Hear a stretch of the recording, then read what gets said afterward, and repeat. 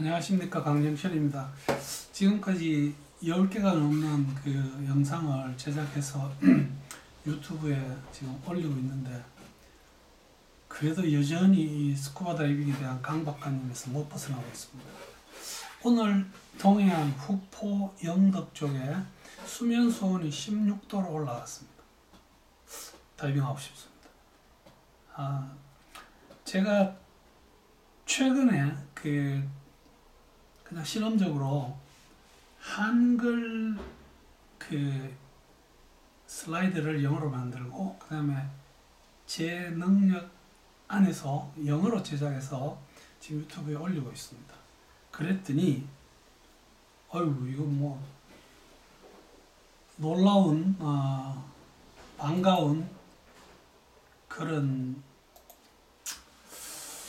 질문이 왔습니다. 일단 저한테 고맙다고 했고요. 자기는 태국에서 일하고 있는 다이빙 강사인데 우연히 이제 제 동영상을 보고 이거 한번 물어봐야겠다 싶어서 이렇게 보냈습니다. 다이빙 할 때 1년 내내 거의 그 입술 포진이 없어지지가 않는답니다. 그래서 이게 감압병이냐 아니면 다이빙과 관계 있느냐 뭐 이런 질문을 했고요. 마지막에 또 뭐 고맙다는 인사를 했습니다. 그래서 이거를 제가 정리를 좀 그냥 막 답변을 드리기보다는 좀 정리해서 다이버들하고 같이 공유하는 게 좋겠다 싶어서 지금 이 영상을 만들게 됐습니다. 그래서 우리가 실제 저도 마찬가지고 다이빙을 한 일주일씩 이렇게 연이어할 때는 이거 잘 생깁니다. 그래서 뭐 끝나고 나면 항상 여기가 이렇게 시꺼멓게 막 변해서 오기도 하고 하는데, 이거를 나름 이런저런 방법으로 제가 공부를 해서 한번 처치를 해보니까 효과가 좋아서 제 경험을 겸해서 말씀을 드릴게요. 이 단순 포진이라고도 하고요, 구술 포진이라고 합니다. 구술은 입술에 오는 포진성 질병을 이야기합니다. 그래서 이거에 대해서 이야기할 때 뭐 이게 뭔지 한번 설명드리고요, 원인, 생기는 이유, 정상 진단, 그리고 예방하는 방법이 과연 있는지, 또 만약에 생겼다면 가급적이면 빨리 나을 수 있게 치료는 어떻게 할 것인지, 그 다음에 약간 의학적인 어떤 내용이지만 이 단순 포진 바이러스가 우리 몸에 다른 많은 병을 일으킵니다. 그거에 대해서 간단하게 제가 한번 설명을 드리겠습니다. 단순 포진이 오는 이유, 이 다이버의 경우에 특히요, 저희들이 일광에 아주 장시간 오랫동안 노출되면 이 주위에 단순 포진 바이러스들이 신경절 속에 숨어서 산다고 해요. 그런데 내가 많이 이제 일광을 쬐했을 때, 혹은 내가 많이 피곤해서 내 몸의 면역이 뚝 떨어지면 이 균이 하하하 하고 살아납니다. 그러면서 다시 물집이 생깁니다. 이게 구강점막에도 올 수 있는데요, 이 구강점막에 올 때는 실제로 그 아프타성 궤양이라고 하는 병과 조금 다릅니다. 그래서 또 많은 분들이 자기 면역이 떨어질 때, 감기 걸렸을 때, 뭐 무리한 작업을 했을 때 입안에 이렇게 궤양 생기는 분들이 있습니다. 그것도 제가 나중에 그 병에 대한 소개를 한번 하도록 하겠습니다만, 이런 어떤 포진이 입술 주위에 생기는 것이 저희들이 구순 포진이라고 합니다. 영어로는 헐피스 라비알리스, 이 라비알 이 입술이라는 뜻인가 봅니다. 단순 포진이라고 합니다. 이 헐피스 심플렉스고, 이 단순 포진은 아주 유명한 대상 포진과는 완전히 다른 병입니다. 단순 포진은 매우 단순합니다. 그러나 대상 포진은 바이러스가, 대상 포진 바이러스가 신경줄을 따라가면서 막 이렇게 감염을 일으켜서 어마어마하게 아픕니다. 그래서 그 부분은 지금 오늘의 주제하고는 좀 관계없기 때문에 다음 슬라이드로 지나갈게요. 죄송합니다. 그래서 균이 단순 포진 바이러스, herpes 심플스가 아니고 심플렉스입니다. 바이러스고요. 그래서 HSV라고 줄임말로 많이 씁니다. 직접 접촉할 때 제일 잘 생깁니다. 그래서 만약에 여친께서 혹은 남친께서 이거 입술에 붙어 있을 때는 가급적이면 조금 거리를 두십시오. 이 실제로 잘 옮습니다. 피로하거나 면역이 저하될 때 이 균이 자라나옵니다. 그래서 요즘 또 이런 이야기들이 있습니다. 그 치과에서 우리가 충치를 처치를 했을 때 그 파낸 치아 자리에 뭐를 채운다, 필링한다고 그러면서 거기에다가 아말감, 뭐 그다음에 금 이런 걸 채우죠.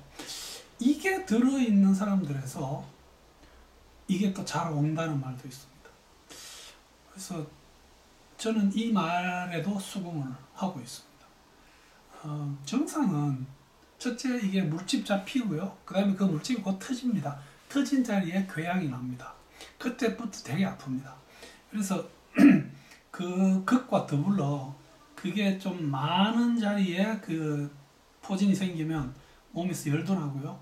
어떤 분은 여기에 포진이 생겨서 2차 감염이 오기 시작하면 이 아래쪽에 있는 임파선에 이렇게 부어옵니다. 그래서 이거는 이 정도 되면 2차 감염이 맞다고 생각하고 아주 적극적으로 치료를 해야 됩니다. 진단하는 방법은 아주 간단합니다. 이건 그냥 눈으로 딱 보면 이거는 구순포진입니다. 구순포진과 대상포진은 사실은 걸리는 분들이 계속 걸리기 때문에 미안합니다. 단순포진은 걸리는 분들이 계속 걸려서 본인이 잘 압니다. 옆에서 봐도 대상포진은 이렇게 그 대상이라는 뜻이 끈처럼 생겼다는 뜻이에요. 그래서 대상포진이 어디에 오든지 간에 그게 이렇게 쭉 가슴 같으면 이렇게 쭉 이렇게 그 끈처럼 그 감염이 나타납니다. 정상을 보면 차이가 나고요. 그 다음에 무슨 그 복잡한 PCR, 바이러스군 배양 이런 것들을 통해서 확진을 할 수 있으나 이 단순 포진에 대해서 의사도 또 환자분들도 이런 복잡한 검사 자체를 하지 않습니다. 딱 보면 압니다. 예방하는 방법은 뭔가 베리어, 보호 도구를 사용하는 거죠. 그래서 이게 이제 가장 잘 적용이 되는 것은 이 herpes 단순 포진 바이러스가 우리 성기 쪽에 나타나는 경우에는 반드시 어떤 보호막을 사용하라고 합니다. 어차피 접촉에 의해서 감염이 잘 오기 때문에. 근데 과연 입술 주위에는 저희들이 보호막을 쓸 수 없을까요? 저희들이 선블락을 바르실 때 이 병이 잘 걸리는 분이라면 입술 주위에 한 2배 내지 3배로 두껍게 바르십시오. 분명히 이것도 베리어가 됩니다. 또 한 가지는 모든 다이빙 이야기를 할 때마다 제가 반드시 강조하지만 물 많이 마셔야 됩니다.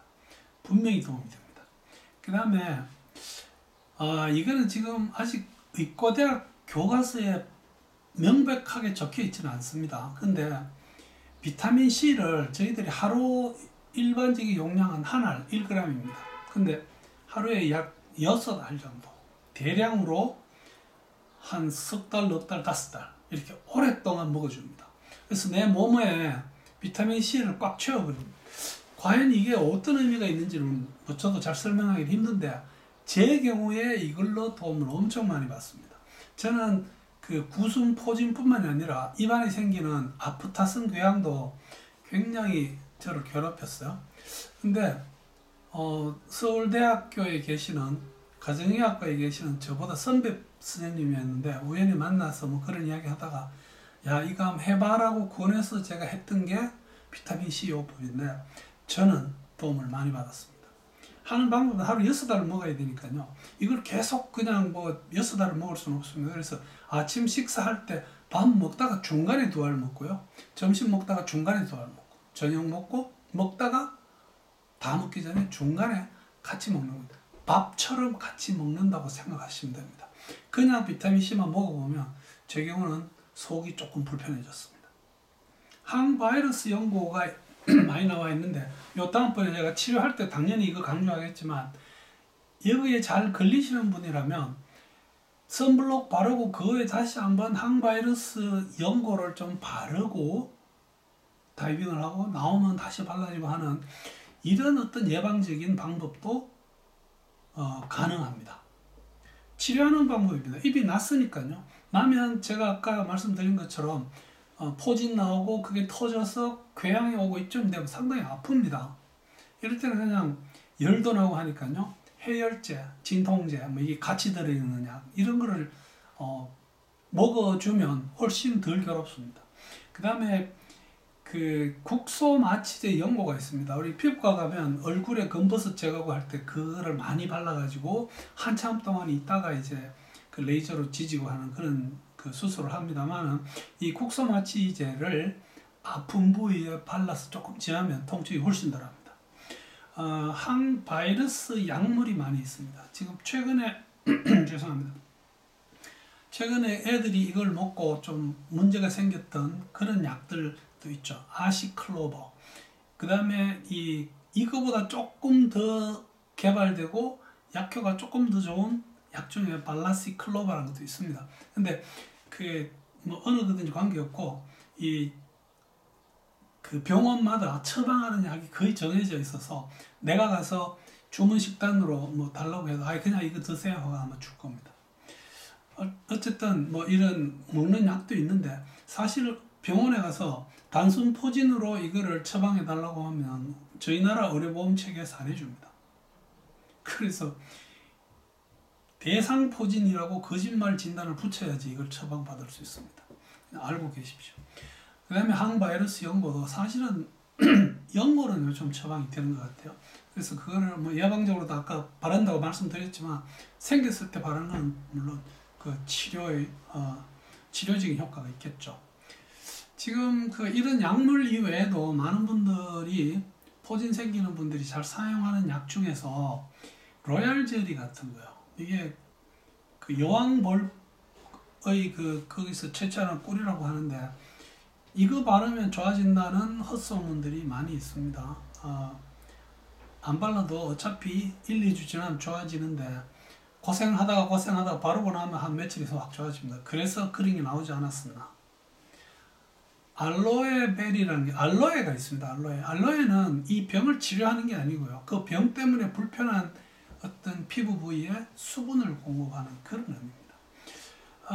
단순 포진 바이러스로 인해서 생길 수 있는 다른 질병도 몇 가지 보겠습니다. 이거는 이 단순 포진은 그 바이러스는 엄마가 그걸 갖고 있으면 아기에게도 넘어갑니다. 아기가 태어나면서부터 단순 포진에 의한 여기 적혀있는 이런 여러 가지 질병을 가지고 태어나는 수가 있기 때문에 엄마가 포진이 있는 분들은 굉장히 조심을 해야 됩니다. 아기를 못 놓는 건 아닙니다. 뭐 예를 들어서 성기 쪽에 만약에 있는 분이 있다면 그건 밑으로 놓으면 안 되겠죠. 제왕절개를 하든지 해서. 하여튼 이 부분은 엄마의 경우에는 자기가 병을 가지고 있다면 좀 조심하셔야 될 부분입니다.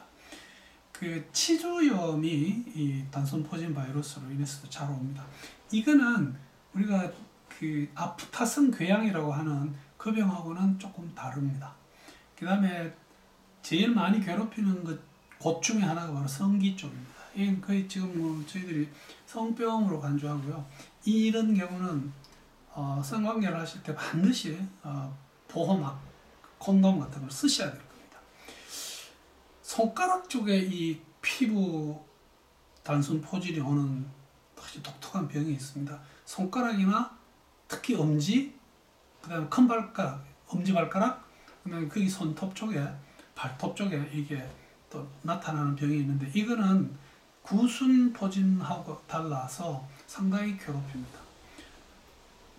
뇌염이나 뇌망염이 이 단순 포진 바이러스에 의해서 오는 경우가 있습니다. 이거는 사실은 목숨을 위협하는 굉장히 심각한 병이기 때문에 특히 아기들한테 이게 전달되지 않게끔 많이 신경을 써야 됩니다. 단순 포진에 의한 식도염도 있습니다. 치료하는 방법이 이게 단순 포진 바이러스니까요. 거기에 맞춰서 치료를 하게 됩니다. 그래서 제가 다이버에게 받았던 질문 중에 단순 포진이 다이빙하고 관계 있느냐? 다이빙하고 관계 있는 게 아니고 다이빙을 하기 위한 다른 행위와는 관계가 있습니다. 그래서 가급적이면 햇빛 차단 열심히 하시고요. 그 다음에 너무 무리하게 해서 내 몸에서 면역이 떨어지는 그런 일을 방지하시고, 그 방지하는 방법 중에 하나가 물을 많이 마시는 것 정도가 들어 있습니다. 그래서 오늘은 그 다이버들이 겪을 수 있는 그 구순 포진에 대해서 말씀을 드렸습니다. 감사합니다.